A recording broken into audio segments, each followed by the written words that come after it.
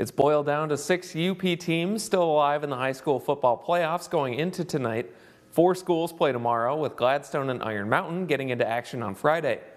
We'll start with the latter. Let's head to Frank A. Schaefer Field for the Division 8 regional final between Iron Mountain and Beal City. After a Mountaineers punt, the Aggies on the move during their first drive. Jack Fussman going to launch one deep to Caden Smith. Smith high points it and comes down with it. They're in Mountaineers territory, and seconds later, Fussman with a rope to Owen McKenney, and that's a Beal City touchdown, and it's 7-0 Aggies. Iron Mountain would find their footing though, 1st and 10 from their own 45.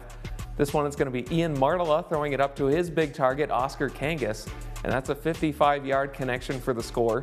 The extra point would be blocked though to make it 7-6 Beal City, with just over 2 minutes left in the first quarter. Second quarter, Beal City looking to put another drive together. On 1st and 10, Fussman will be taken down by Kangas for a 12-yard loss. Kangas was playing well on both sides in the first half, but a few minutes later, the Aggies will hand the ball off to Josh Wilson, and the senior was a handful for the Mountaineers. Wilson breaks off a 34-yard touchdown run to make it 14-6 Beal City, with under 4 minutes left in the half.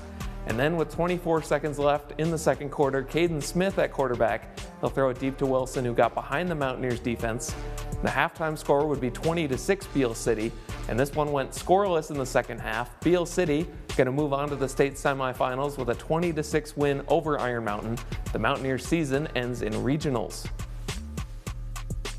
Next up, we'll head over to Kingsley, the Tuawas Stags hosting the Tuawas Gladstone Braves. In the opening minute of the first quarter, Kingsley will stick to the ground and hand off to Gavin Merchant. He makes a nice juke move, and the Stags take an early 8-0 lead. Then still in the first, Gladstone, they're going to punt, but a shanked kick here will give prime position to Kingsley.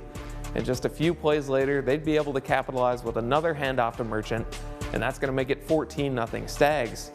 Still in the first, Gladstone, they're going to be looking to get their offense going here. On 4th down, Nate Young heaves it up looking for Caden Gibbs, but it's going to fall incomplete and the ball will go back to Kingsley. Then in the second quarter, the Stags drive it down and hand it back off to Merchant, who gets in for 6 more, and Kingsley goes up 22-0. Gladstone would score a couple of times once things got out of hand, but it wouldn't be enough as the Braves season ends with a 57-21 loss to Kingsley.